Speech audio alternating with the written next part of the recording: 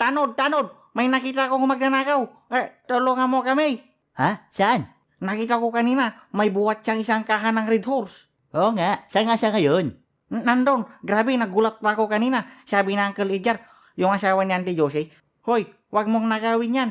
Tapos sabi ng magnanakaw, Haha, akin na to. Tapos tumingin sa akin si Uncle Edgar, sabi niya, Douglas, tulungan mo naman ako. Kaya sabi ko sa magnanakaw, Hoy, magkira ka. Tapos yon, sumigaw si Uncle Edgar. So, saan na ngayon yung magnanakaw? Wala na, nakatakas na. Ang tagal mo kasi.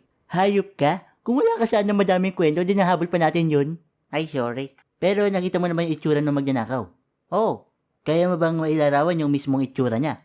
oh, siyempre, binagyan pa ako ng isang bote. Sige, doon. May daan doon. Hala, nakatakas. Samahan mo ako, may pupuntahan tayo. Bakit dito mo ako pinunta? Tatay nang nililigawan ko yung pulis na yan. Manahimik ka nga dyan, kailangan ka nila para sa investigasyon. Ano kailangan nila? Hello, police. Douglas? Bakit ka nandito? Ano naman kalokohan ang ginawa mo? Hala, wala po tito. Sabing wag mo akong tawagin tito eh. Wala po tita. Alam mo, kaya hindi kita matatanggap sa anak ko eh. Bukod sa tambay ka na, lapitin ka pa sa gulo. Hala, hindi na kaya. Yung huling nagkagulo lang nung namalingki ako ng sitaw dun sa Manila. Miss, magkano yung utong mo? Anong rason ba't ka pumunta dito? Magsusumbong lang sana ako kasi may nakita akong magnanakaw eh. Sigurado ka? Mamaya nagsisinungaling ka lang. Hindi ako nagsisinungaling kasi sabi ng lolo ko, honesty is the best police. Sige, magtatanong ako ha. Sagutin mo na maayos. Sige po dito. Sabing wag mo akong tawagin tito eh. Okay, baby girl. Nasaan ka nangyari ang krimen? Sigurado naman ako nasa inuman ka na naman. Hala, hindi. Narinig ko na lang si Uncle Edgar sumisigaw ng tulong sa store. Kaya tinulungan ko siya. So nasa store ka. Hindi, nasa inuman. Sumagot ka na maayos. Ay, sige, sorry. Ayokong ginagawa mo to. Pero pwede mo bang ikwento sa amin yung buong nangyari?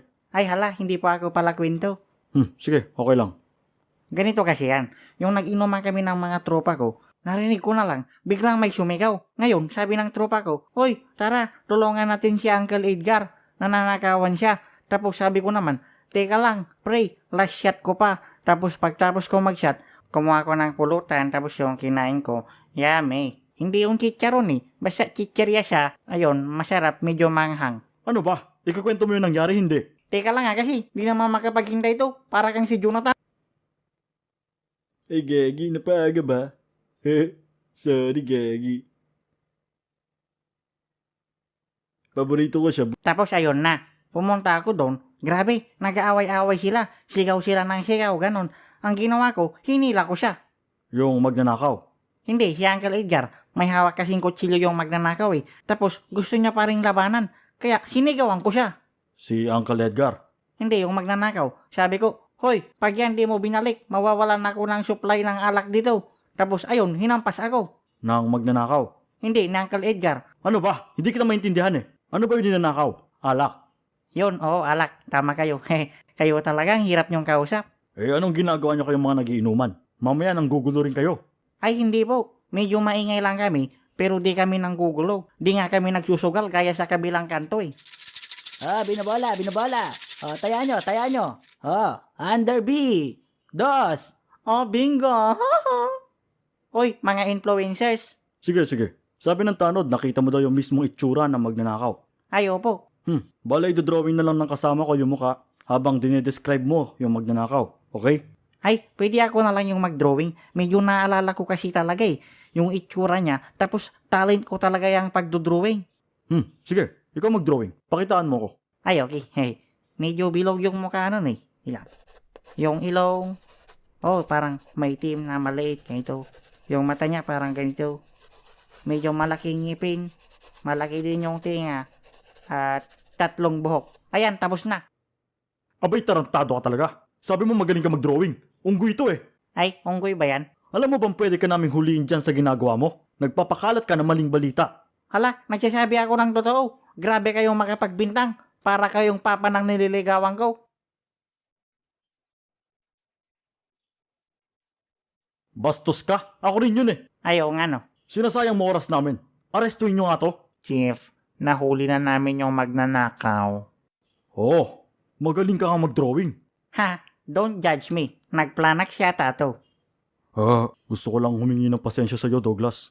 Kung nahusgahan kita agad. Alam mo, may alaga nga rin pala mga tulad mong tambay dito sa lugar natin. Pasensya ka na kung madami akong nasasabing masama sa'yo. Sobrang mahal ko lang talaga ang aking anak at hangad kong magkaroon siya ng magandang buhay. Kung mahal mo nga talaga ang anak ko at kaya mo maging tamang tao para sa kanya, hindi na kita pipigilan. At pwede mo na rin akong tawagin tito.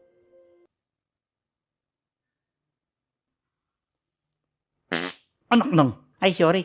Kanina ko pa kasi pinipigilan eh. Ang tagal niyong matapos magsalita.